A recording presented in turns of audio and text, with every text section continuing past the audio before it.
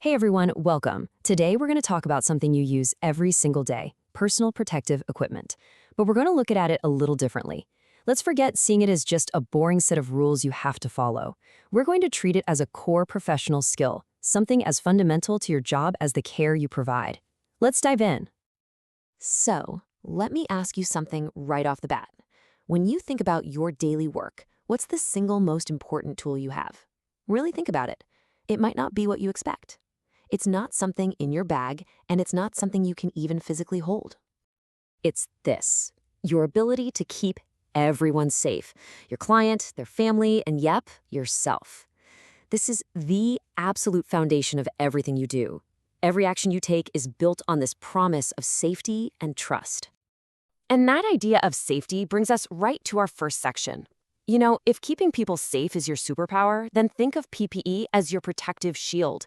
It's the real physical stuff that shows you're committed to keeping everyone protected from harm. So, what are we actually talking about when we say PPE? Well, the official definition is pretty clear. PPE is made up of barriers designed to reduce your exposure to infectious materials. You know, things like blood, body fluids, or respiratory secretions. Just think of it as a carefully chosen wall between you and a potential hazard. And I'm sure these barriers look pretty familiar. This is your essential toolkit, right? Each piece has a specific job to do. Gloves for your hands, masks for your airways, goggles for your eyes, and of course gowns to shield your clothing and your skin. Okay, now this is so important, and I really want this to stick. PPE is powerful, but it's not a solo act. It's part of a team.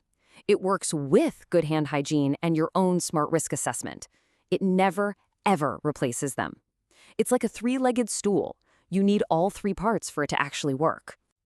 Which leads us perfectly into our next section. This is where your professional judgment, your experience really comes into play.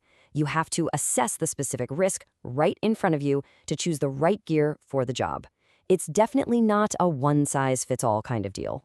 This whole process actually has a name, the Point of Care Risk Assessment, or PCRA. Now, don't let the fancy name scare you. This isn't some complicated form you have to fill out. It's just that active, mental checklist you run through in your head before every single interaction.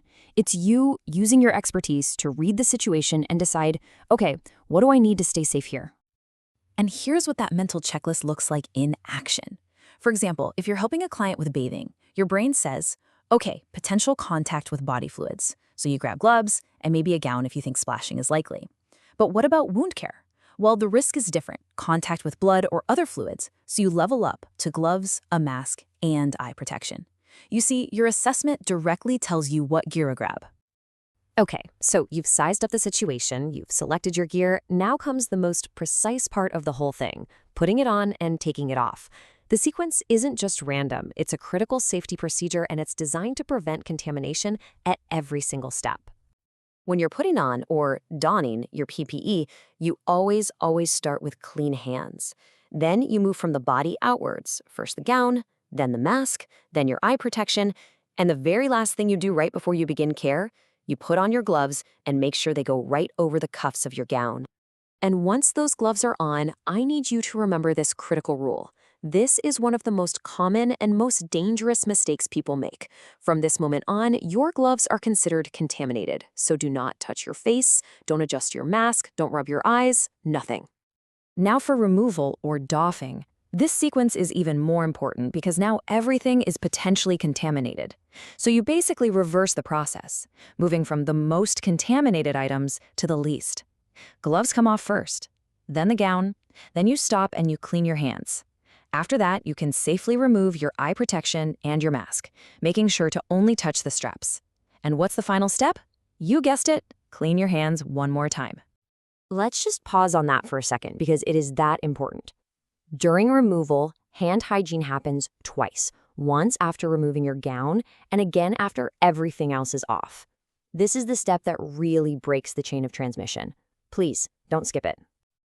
So, we have the principles and the procedures down pat, but how do we apply all of this in the real world? You know, in the unpredictable environment of a client's home. This is where your skill and your adaptability really shine.